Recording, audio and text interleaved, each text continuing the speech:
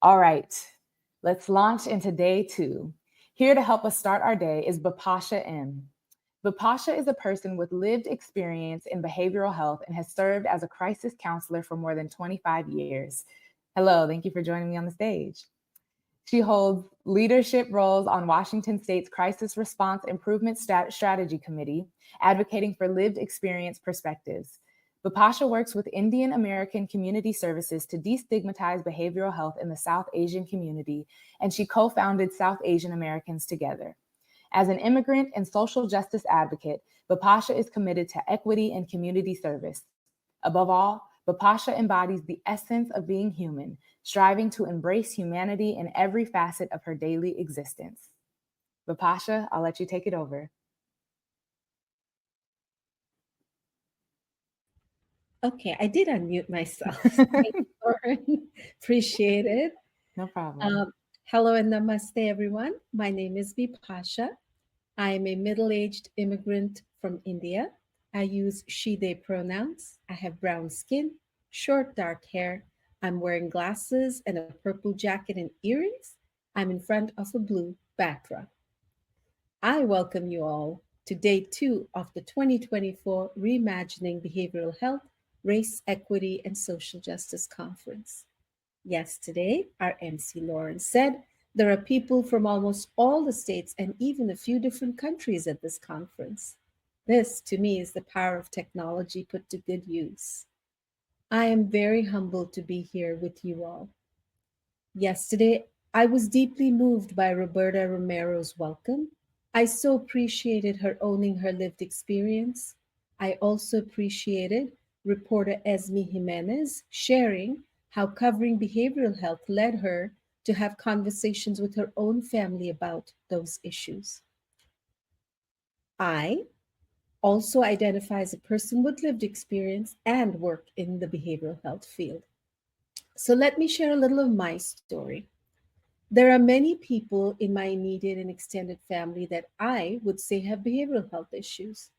I use the phrase I would say intentionally because if you ask my family members if they had behavioral health issues, many would either deny it or be perplexed by that label.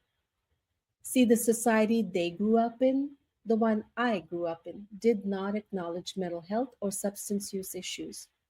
It was most often a family secret hidden in the dark and shadowy recesses of shame, never to be named, like hiding it and not naming it would make it go away. But it never does. Instead, shame complicates and convolutes what otherwise could be a healthcare issue that simply needs to be looked at, treated, managed. My mental health issues surfaced when I was a tween. I struggled with anxiety, ADD, and a darkness that I could not shake, suicidality, and attempts. I felt something was terribly wrong with me, that I brought shame to my family. My mental health challenges caused me to cross paths with law enforcement in India. I had to lie about having attempted suicide because, had I told the truth, I would have been arrested. India decriminalized suicide only in 2017. Immigration was harder on my psyche than I could have imagined. I fell apart, and the cycles of depression, suicidality, attempts, and crossing paths with law enforcement replicated here as well. But I got lucky and got good legal representation. The court mandated I get therapy, and having access to care started changing my life. It's been an ongoing journey since then. I've had downs, but now I have help. My experience made me wonder if I could help others. I stepped away from my biology background and got my degree in psychology. I became a mental health advocate and crisis counselor and have been doing that for over 25 years. Why am I sharing this with you all? Well, to emphasize a few things. Being an immigrant, even one with the privilege of a valid visa and ability to speak English, is hard. Trying to find your place in a new culture is challenging to say the least. It makes me think of folks taking dangerous journeys to go to new lands for a better chance at life and the impact it has on them. I shudder to think what could have happened had I never received help. If I had not got good legal representation here, I think of what shame does to a mind, how it twists, distorts, and expands pain. I think of the difference getting help made in my life. Being able to get the right help can be the difference between life and death for some of us. But what is right help? It for sure ain't one size fits all. It looks different for different people, and that, I believe, is one of the main focuses of this conference, to learn how to to break out of the stereotypical, decent, perhaps for some, but highly limited ideas of healing. How do we reach people of all backgrounds and persuasions? If we want to truly make behavioral health right, it has to be grounded in diversity, inclusion, equity, and social justice. In my professional work, I have almost never come across other behavioral health professionals who blindly stumbled into this work. Most people come to this work via their own journey or by one degree of separation. That is, they know someone they care for who has struggled or is struggling. For many of us, this is more than a profession, it is a calling. Let's see some thumbs ups if you can relate to that. I wondered, how does that fit into the binary notion in behavioral health circles that there are people who need help and there are people who give help?